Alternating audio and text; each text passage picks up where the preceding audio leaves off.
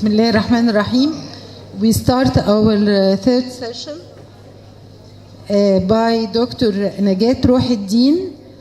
She is a consultant hematologist in Kuwait. Her talk will be about premarital screening for thalassemia and hemoglobinopathies in Kuwait. Good afternoon, everybody. Before I start, and I would thank the organizer of the conference for inviting me, and specifically Dr. Amal and Dr. Azza. It's really a privilege to be here among you, although we don't consider Egypt as a different, as if we are living, nothing is different than Kuwait. So I hope you enjoy the lecture, and as well as you are most welcome to ask any question. So to start with,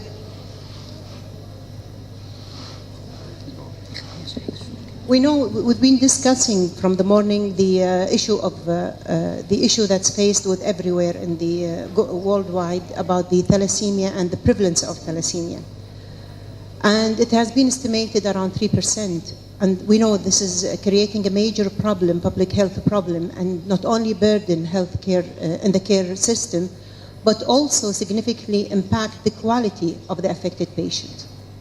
So based on that, and because it's a well-known and one of the commonest genetic problems, and it's of a growing global health problem, so many countries took this important step to try to prevent the increase in such problem through their premarital screening.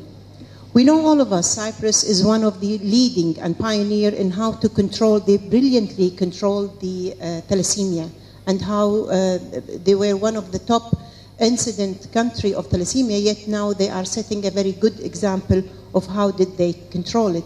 And back from 1973, they started their program. But the good thing is that still in the Arabic communities or countries, Bahrain was one of the earliest countries. They started the premarital testing as a mandatory in 85, followed by Jordan and Saudi Arabia, and then by United Arab Emirates.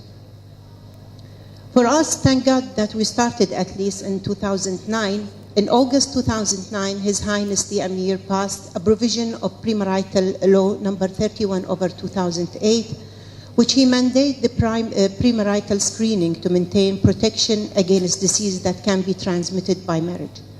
He obligated all the new Kuwaitis and half Kuwaitis couples to undergo the premarital screening for marriage license. So the premarital testing at that time was mainly of a three portion: hematology screening, microbiology screening, and virology screen. In my lab, we are doing the hematology screen and part of the microbiology screen.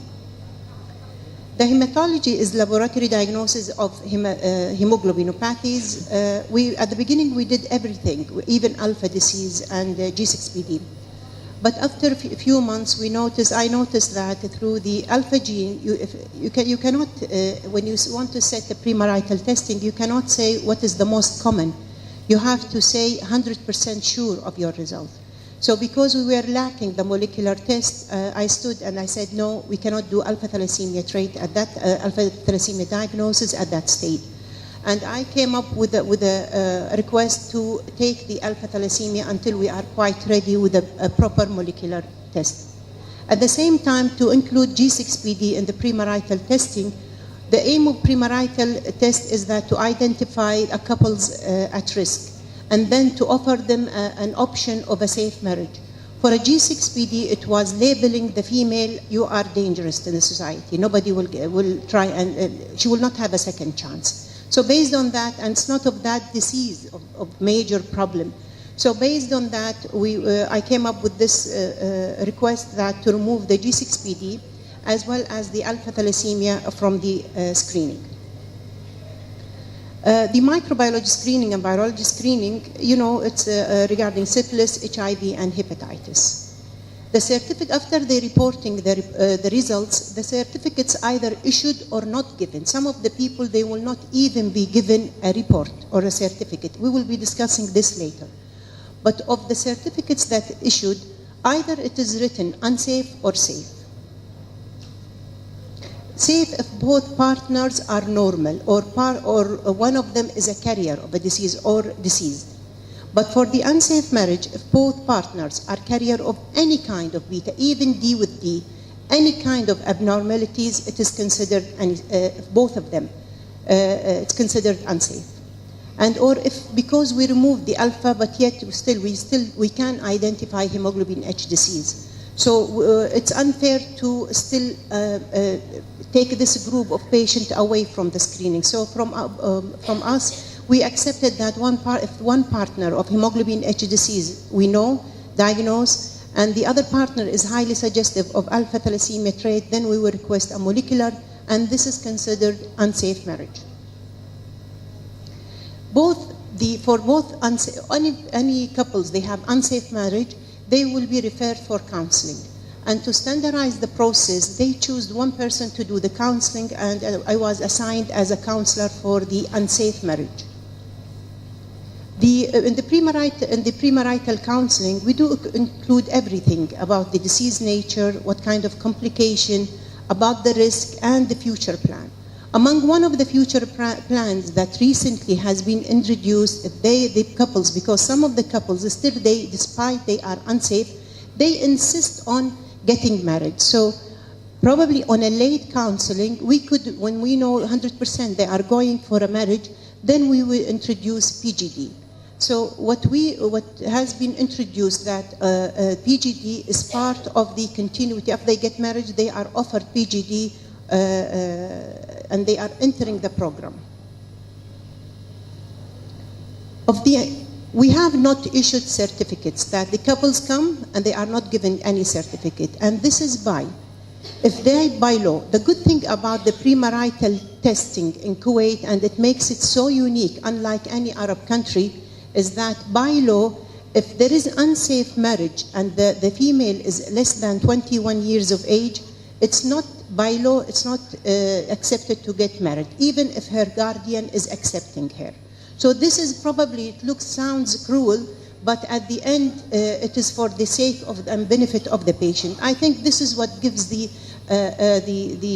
how much brilliant is the program is through this law.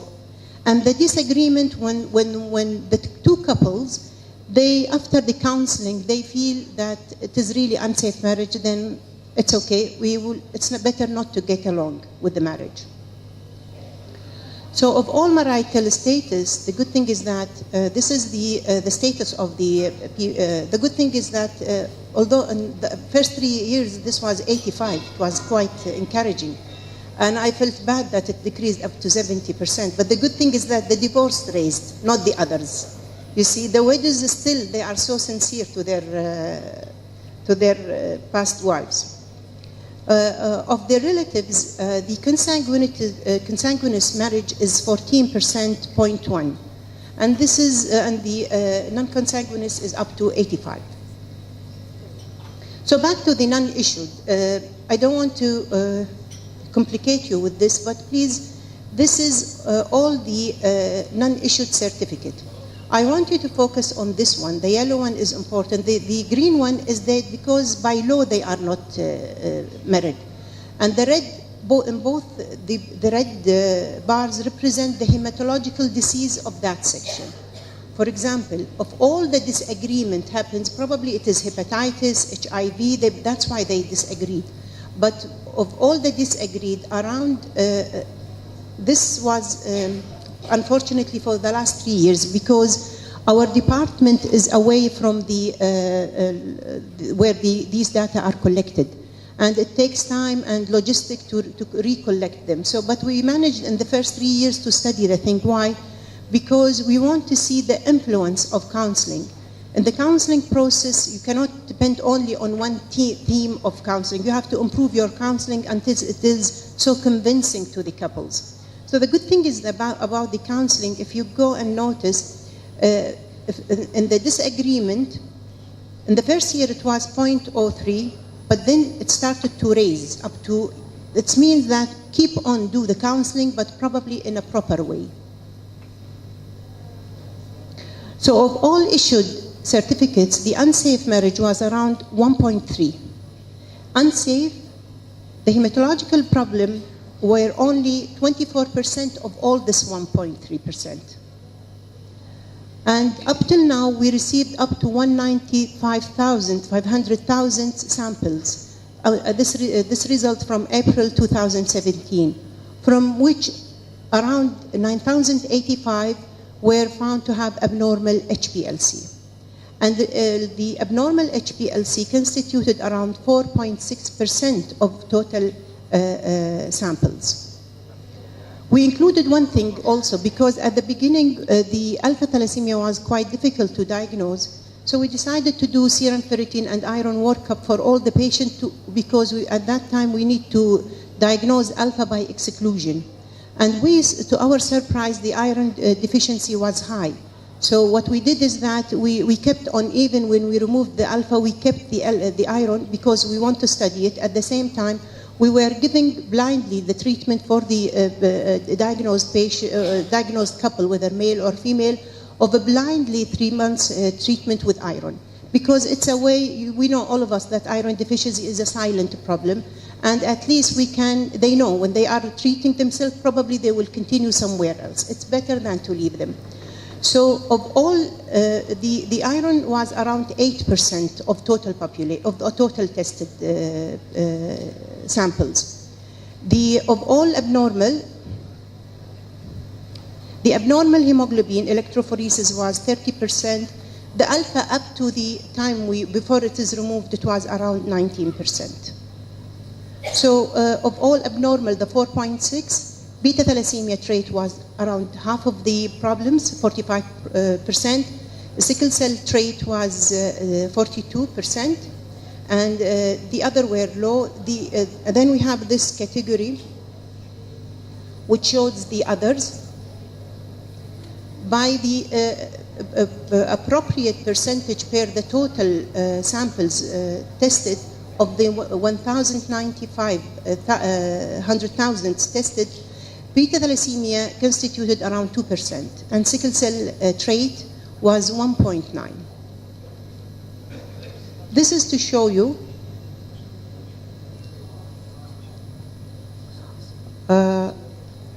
this is around of the 9,085, around 4,000 were with beta thalassemia trait, and they constituted of this abnormal HPLC 46%. And of the total number, 2.1. For sickle cell disease as well, it was around 3,700, and it constituted 42% with a total of 1.9. We noticed that there are, if the couples, especially the couple is unsafe, or when we have a borderline A2, that is from 3.4 to 3.9, we started to include them even in our molecular testing. So they were total of 556 of these, of all the HPLC positive for beta thalassemia. And they constituted what we call them the silent or the borderline A2, they were around 15%. I put this slide because I want to focus on the blue bar. The blue bar includes all the other, but we've been different than the GCC area, that the hemoglobin D trait was higher than anywhere else. It was around, up till now, we diagnosed around 600, and it constituted around 26%. So the D is relatively higher in Kuwait than in other areas. We started to study the distribution of the problems in the 4 sectors of Kuwait. We noticed that in the capital and Ahmadi area, they were registering always the highest beta thalassemia trait, not only beta thalassemia trait, but also the sickle cell trait, and as well as the hemoglobin D trait. If we want to compare ourselves with the regional, we know that the Saudi, they have around 3.4. The Bahrain is 0.88 for the beta trait, but the sickle is very, very high. They have their problem with the sickles. And the Qatar is really high. They need I think the program to start as soon as possible. Emirat is, and I think they are doing a good job because it's decreasing over time to 1.7. And Oman as well, 2%. And to compare ourselves with them, we are 2.1. So the urge, we felt that now there are so many things, because of the legal issue we've been through, because it's either yes or no, We are dealing not with the patient, we are dealing with the public, and they are of different education levels, so the issue of 100% diagnosis is a must. And the second thing is that the issue of the borderline or silent thalassemia. This forced us that we need to start a molecular study. Although at that time, we've been facing with so much a problem until now. The problem, which principle we will use, because frankly, we don't have that much experience in our institution, my institution. And whether the Ministry of Health agreement will agree on this paperwork. How can we have a trained staff, place, or experience? So, but the thing is that the decision has to be taken. So I took the decision, I want to start, although my experience in the molecular is up to 15 or 20%. So we started, but before the machines, everything reached, we trained ourselves for 1 year theory, and then practical, and then until we received everything, we choose the apex genotyping as a way of treating the molecular. It stands for Arrayed Primer Extension from Generoma. I will not go into the detail of it. These are the processes. It's almost like others, but of all results, probably at the beginning, because we want to build our experience, we took even the sicklers we introduced, we took the sample of them because we want to share their position in the templates and in the diagnosis. So we could diagnose around 49, but they are definitely, because at one stage when we felt ourselves excellent, we stopped. So we did study 49 of the sickler, hemoglobin C9, conasses, we had one case. And then we started to, till now we have around 400 samples done, and 100 is still waiting. So the most common, we have the -101 and IVS21. These are the most common we are having. Probably 101, we are more focused of the silent trait, and that's why it is higher. It's not, I don't think it's representing that we are having, it's higher than anywhere else. But for the others, I think we have some of the, if we review our reports or our results with the other, it is, I think it's compatible with the area. The interesting thing is that in the apex, it is already, you have a 70 kind of a mutation, and this is why we chose it, because of the others alternative where they have only 20. So we introduced one into the, but you can introduce, whenever you diagnose anything, you can introduce it into the plate. And this is, ERNS was one of the mutation that was introduced recently. Among the polymorphism, we noticed that these are the two common polymorphisms, almost in every case, either one of them or two. And we don't know how much we need in future to study how much this has an impact on the Kuwaiti population, or if it is adding anything to the disease itself. So this is comparative with the hemoglobinopathies in the pan-Arab countries. In the Arab countries, we are almost, we have the same problem, except that the IVS 110 is not that common with us. So to end up, I will just discuss with you one of the cases. This was one case was referred for us of a 28 years old Saudi person, and he was not sick person. They noticed everything is normal. His hemoglobin, everything was normal, except that there was kind of a fast band on the alkaline, if you noticed in here.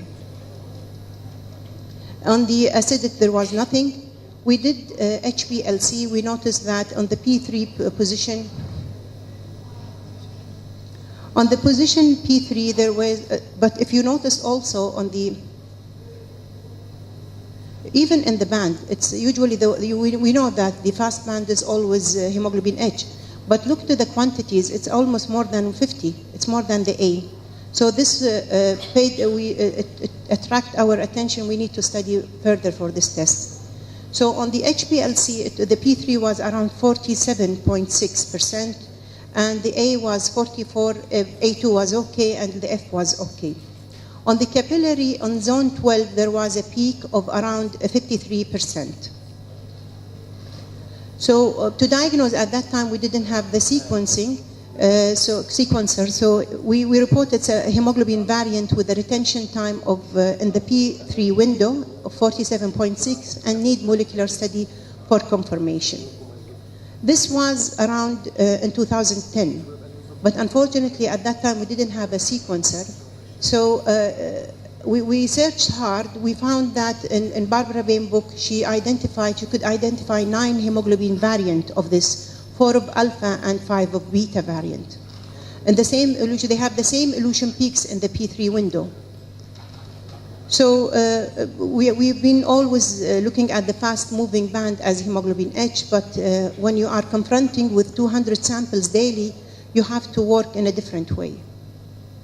So when Sanger sequencer was available recently, we could diagnose the case as a pill-sized park. And this is a new mutation, which recently, they told us it's a new, and they were going to call it Kuwait. We were so interested and excited that it will be called Kuwait. But for our good luck, it was just this year published by the by UK group, and they took the name for them. They took the privilege. I congratulate them. But the thing is that this was from 2010, and up till now we have 14 cases of the same problem. It's a delay in putting the proper diagnostic tool. You might lose a privilege of a hard work. But anyway, I congratulate this group because they deserve it anyway. And even in the Saudi group also, they have recognized, they have diagnosed with one nucleotide substitution, where instead of T is C, and it is called a Riyadh hemoglobin. So is premarital testing successful? And what limitation we are facing? Because if you want to start anything, you have to start from the limitation rather than to start from the beginning. And whether there is any suggestion to improve it. The problem is that this is emphasized the need for a well-planned educational program, which involves all sectors of the community. We need to target particularly the teens and high school and university students who may play a pivotal role in taking the proper decision of preventing unsafe marriage as a future couples. Because when you are counseling, you can see. It's not a matter of don't get married, this is unsafe. It's the problem. We have to know that the most difficult part of life is to find your soulmate and to get the decision of marriage. And when they are excited, they are coming to your office, you cannot tell them, no, you are not a proper couple. This is not accepted to them because they have to go into the loop again, and it's quite difficult. And I started to be emotionally involved with them. Sometimes I want to say PGD is a but I keep it. I said, no, it's better because probably they will suffer in the first 2 years, even if they have a relationship, but it's better than to suffer for the whole years in future. So based on that, I came up with the proposal, social service, and the aim of which is to improve our program. We have to offer a screening test to young adults at the earlier stage, such as immediately after high school. In the high school, majority, they don't want to get married, if not all. And second thing is that there are so many paper and formal workup they have to do, so investigation is part of them. Take a sample and do electrophoresis of them, because so many of them, they have a denial of accepting for the first time when they want to get married that they are a carrier of something. So let them know earlier, and this should be raised up to the political state, I think. And this opinion is already planned and hopefully will be implemented in Kuwait. A second thing is that let's introduce thalassemia concept and sickle cell concept to the high school, in the high school program, educational program. And then for me, don't test them on this. Don't put it part of the test. It's only a general knowledge. A second thing is that I came up is that we need to do a kind of a survey to target the high school and college and university students, to do like a kind of survey to know how much they know about premarital testing and how can we improve the program. We need also, one of the things that is missing is that we don't have this kind of direct link between us and the Justice of Department, who is responsible, the Justice Department, where all the marriages are there, or when couples, they decide not to get married, we don't know about them because they take the certificate and disappear. And even if they insisted and get married, we don't know about them. So we need, as a body, to improve the service, and we have an effect, is that we need to have a feedback. Integration of a premarital screening program with a national neonatal screening program. We don't have, unfortunately, a neonatal screening program, but fortunately in our hospital, soon we will start. We are in a process of a training on a new machine of a neonatal screening program. Because through this, you would give by document how much is your premarital testing is successful, because you will know how many you are diagnosing new cases of thalassemia and sickle cell early in the first year. Of course, from my side, I always intensify the counseling mechanism, especially for high-risk couples. I'm with a good connection with my colleague hematologist and pediatric hematologist, where I convey the whole sad process and sad experience of the couples, and the majority of them, they get divorced at the end, and the baby is left with the female, and he's sorry about the male group, but they usually they leave the baby and they go away. You know, they have other alternatives. So this is now part of the counseling. I put it frankly, because this is your future, and you have to think it. We have to be harsh if we want to get kind of a result. Thank you. Thank you, Dr. Najat, for your very elegant presentation, and it's now